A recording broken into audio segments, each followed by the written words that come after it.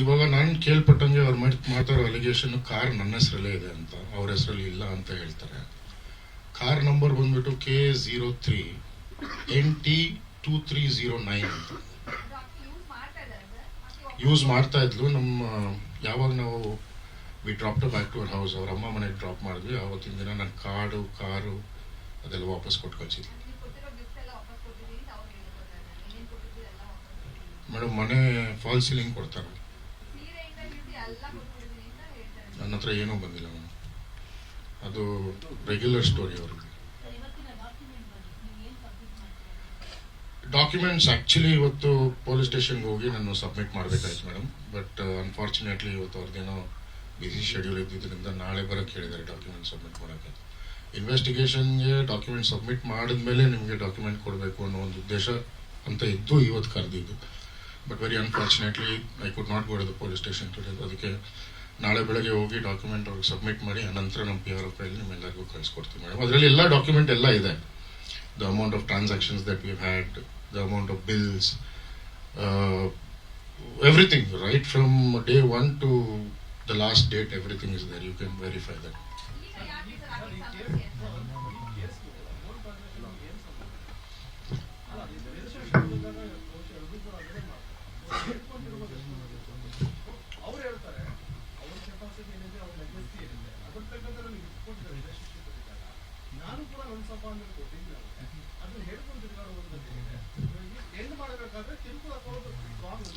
ನೋಡಿ ಸರ್, ನಾನು ಇವತ್ತವರೆಗೂ ಯಾರಿಗೂ ಹೇಳ್ಕೊಂಡಿಲ್ಲ, ನಾನು ಯಾರ ಹತ್ರ ಮುಂದೆ ಬಂದೂ ಇಲ್ಲ. ಅವ್ರಾಗ ಅವ್ರು 2 ವರ್ಷ ಆದ್ಮೇಲೆ ನನ್ನ ಮೇಲೆ ಕಂಪ್ಲೇಂಟ್ ಕೊಟ್ರೆ, ನನ್ನ ಮೇಲೆ ಒಂದು ಫಾಲ್ಸ್ ಅಲಿಗೇಷನ್ ಮಾಡಿದ್ರೆ ನಾನು ಸುಮ್ಮನೆ ಅಂತೂ ಕೂರೋಕ್ಕಾಗಲ್ವಲ್ಲ.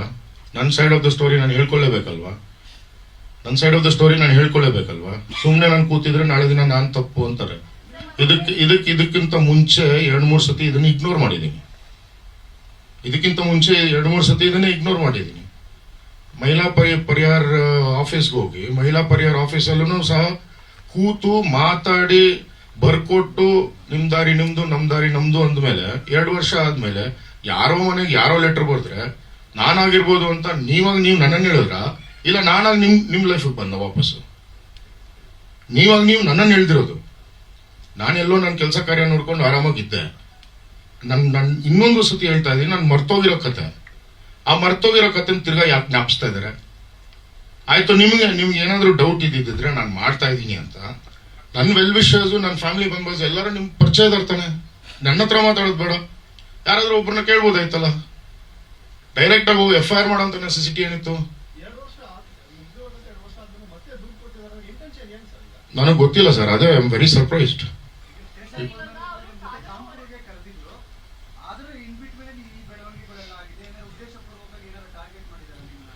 ಇದೇನಾಯ್ತು ಅಂದ್ರೆ, ಫಸ್ಟ್ FIR ಮಾಡಿದ ನಂತರ ನಮ್ಮ ಫ್ಯಾಮಿಲಿ ಫ್ರೆಂಡ್ ಆಗಿ ಅಡ್ವೊಕೇಟ್ ಯಾರಿದ್ದಾರೆ, ಶೈಲೇಶನ್ ಅವರು ಅವ್ರ ವೆಲ್ ವಿಶರ್ ಒಬ್ರ ಹತ್ರ ಮಾತಾಡಿದಾಗ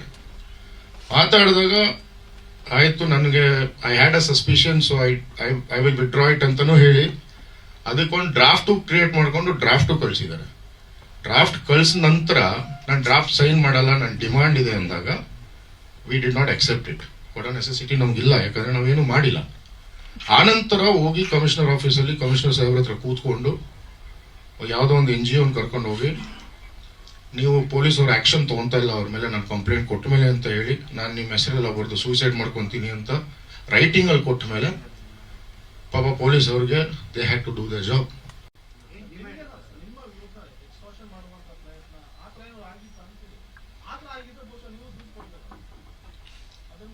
ಸರ್, ನಾನು ಹೇಳ್ದಂಗೆ ನಿಮ್ಗೆ ಇದು ಮರ್ತೋಗಿರೋ ಕತೆ. ನನಗೆ ಈ ಕತೆ ಬೇಡ, ನನಗೆ ಬೇಕಾಗಿಲ್ಲ ಈ ಕತೆ. I don't want to continue this. And just I'm sitting here in front of all of you just because she's dragged me into it. I am not come voluntarily here.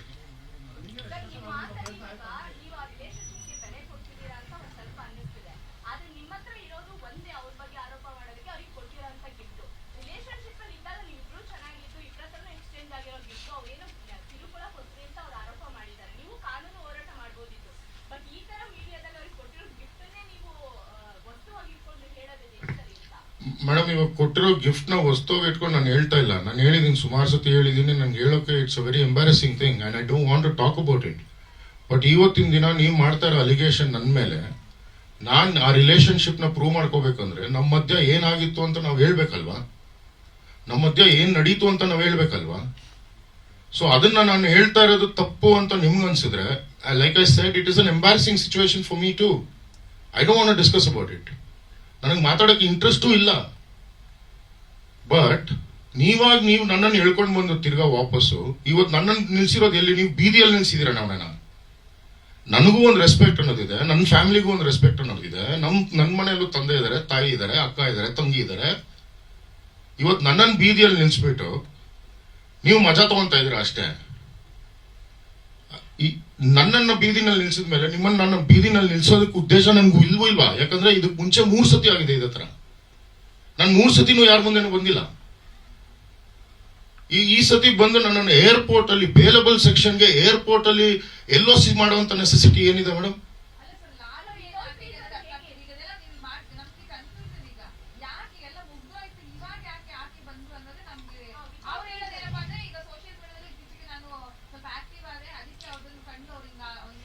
ಅಯ್ಯೋ ಮೇಡಮ್, ಸೋಷಿಯಲ್ ಮೀಡಿಯಾನಲ್ಲಿ ನನ್ನ ಅವಳ profile ನ block ಮಾಡಿ 2 ವರ್ಷ ಆಯ್ತು.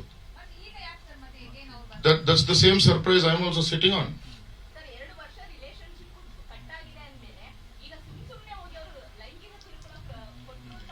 Madam, first of all ಲೈಂಗಿಕ ಕಿರುಕುಳ ಅಂದ್ರೆ ನಿಮ್ ಪ್ರಕಾರ ಏನರ್ಥ?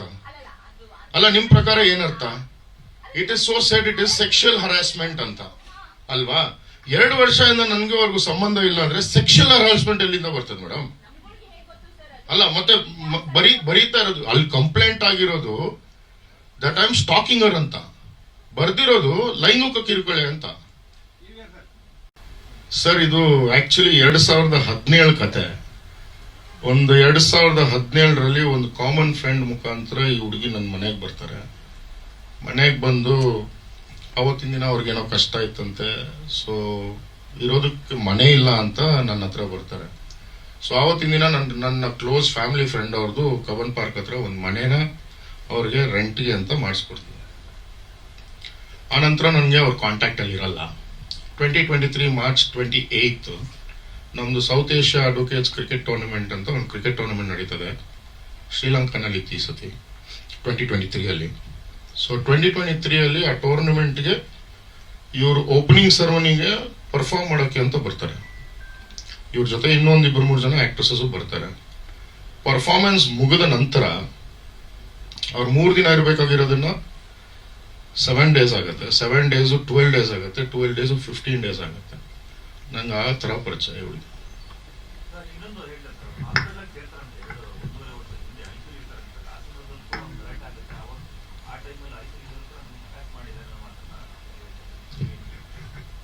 ಸರ್, ಫಸ್ಟ್ ಆಫ್ ಆಲ್ ಒಂದು ಕ್ವಶನ್ ನಾನು ತಮ್ಮೆಲ್ಲರನ್ನೂ ಕೇಳ್ತೀನಿ. 100 ಟ್ಯಾಬ್ಲೆಟ್ ತಗೊಂಡಿದ್ರೆ ಬದುಕ್ತಾರ? Simple question. 100 ಪ್ಯಾರಾಸಿಟಮಾಲ್ ತಗೊಂಡ್ರೆ ಬದುಕೋ ಸಾಧ್ಯತೆ ಇದೆಯಾ? ನಾನು ಎಷ್ಟೇ ಸ್ಟಮಕ್ ವಾಶ್ ಮಾಡಿಸಿದ್ರು ಬದುಕೋ ಸಾಧ್ಯತೆ ಇದೆಯಾ? ಫಸ್ಟ್ ಅದೇ ರಾಂಗ್ ಅಲಿಗೇಷನ್ ಅಲ್ವಾ? ಇನ್ನೊಂದು, MLC ಮಾಡಿಸ್ತೀನಿ ಅಂತ ನಾನ್ ಫೋರ್ಸ್ ಮಾಡಿದೆ ಆಸ್ಟರ್ ಹಾಸ್ಪಿಟಲ್ ಅಲ್ಲಿ. MLC ಮಾಡೋದು ಬೇಡ ಅಂತ ಅವ್ರು ರಿಕ್ವೆಸ್ಟ್ ಮಾಡ್ಕೊಂಡು ಅವ್ರ ತಂದೆ ತಾಯಿಗೆ ವಿಚಾರ ಗೊತ್ತಾಗಬಾರ್ದು ಅಂತ ಹೇಳಿದಕ್ಕೆ ನಮ್ ಬೇರೆ ಹಾಸ್ಪಿಟಲ್, ನಮಗೆ ಬೇಕಾಗಿರೋ ಹಾಸ್ಪಿಟಲ್ ಶಿಫ್ಟ್ ಮಾಡಿದ್ವಿ. ಅಲ್ಲಿ ಶಿಫ್ಟ್ ಮಾಡಿ ಅಲ್ಲಿ ICU ನಲ್ಲಿ ಇವರು ಫೋನ್ ಇಟ್ಕೊಂಡಿದ್ರು. ನಾನು ಅವಳಿಗೆ ಅಟೆಂಡೆಂಟ್, ICU ಅಟೆಂಡೆಂಟ್ ನಾನು. ಸೊ ಡಾಕ್ಟರ್ ಕರೆದು ನನ್ನನ್ನ, ಸರ್ ಫೋನ್ ಯೂಸ್ ಮಾಡ್ತಾ ಇದ್ದಾರೆ, ದಯವಿಟ್ಟು ಫೋನ್ ಈಸ್ಕೊಳ್ಳಿ ಅಂತ. ನನಗೆ ಫೋನ್ ಈಸ್ಕೊಳ್ಳೋದಕ್ಕೆ ನಾನು ಕೊಡಲ್ಲ ಅಂತ ಗೊತ್ತಿತ್ತು. ಸೊ ನಾನು ಹೇಳಿದೆ, ಅವ್ರಿಗೆ ಕೊಟ್ಬಿಡು, ಅವ್ರು ಸೇಫ್ಟಿ ಲಾಕರ್ ಅಲ್ಲಿ ಇರ್ತಾರೆ, ನಾಳೆ ಬೆಳಗ್ಗೆ ಡಿಸ್ಚಾರ್ಜ್ ಆದ್ಮೇಲೆ ಸೇಫ್ಟಿ ಲಾಕರ್ ಇಂದ ಈಸ್ಕೋ ಅಂತ ಹೇಳಿದೆ. ಕೊಡಲ್ಲ ಅಂದ್ಲು. ಕೊಡಲ್ಲ ಅಂದ ಹಿಂಗ್ ಕಿತ್ಕೊಂಡಾಗ ಕ್ಯಾನೆಲ್ಲ ಸ್ವಲ್ಪ ಓಪನ್ ಆಯ್ತು. ಇಷ್ಟೇ ನಡೆದಿದ್ದು. ಇದು ಬಿಟ್ರೆ ಬಟ್ಟೆ ಹರಿದಾಕಿದ್ದು ಇನ್ನೊಂದು ಎಲ್ಲ ಸುಳ್ಳು.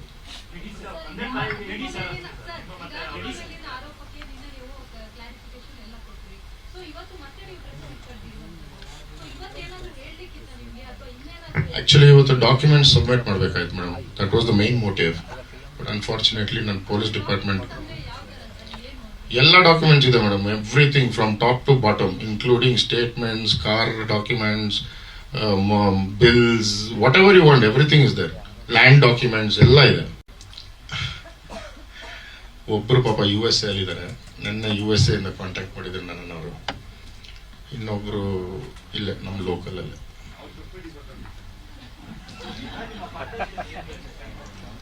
ಸರ್ ನನ್ನ ಉದ್ದೇಶ ಏನು ಅಂದರೆ ಸರ್, ನನಗೆ I have no intention of troubling any one.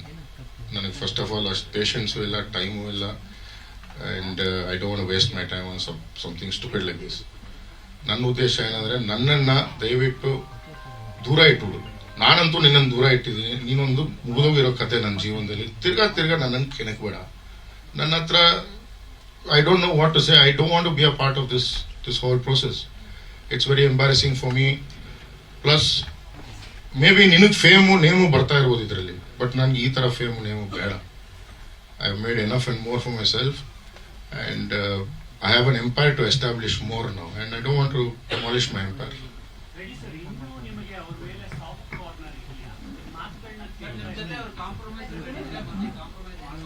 ಸಾಷ್ಟಾಂಗ ನಮಸ್ಕಾರ ಸರ್. ನಮ್ಮನ್ನು ಬಿಟ್ಬಿಟ್ರೆ ಫಸ್ಟ್ ನಾವು ಹೋಗ್ಬಿಡ್ತೀವಿ ಮನೆಗೆ. ಸಾಫ್ಟ್ ಕಾರ್ನರ್ ಅನ್ನೇನು ಇಲ್ಲ ಸರ್. It is just that we all are dignified people and we have to have the decorum of ensuring that we respect women ಅಷ್ಟೇ. ಅದು ಬಿಟ್ರೆ there is nothing else. And I think, ನನ್ನ ಪ್ರಕಾರ, I've been brought up in a family with lot of women. So ಒಂದು ಹೆಂಗ್ಸ್ನ ಹೆಂಗೆ treat ಮಾಡಬೇಕು ಅಂತ ನನಗೆ ಗೊತ್ತು, ನಾನು ನೋಡಿದ್ದೀನಿ. So there is no soft corner to anything. The only thing is I don't want to be a part of this process. It's a very embarrassing affair, like I said, again and again I'm saying it.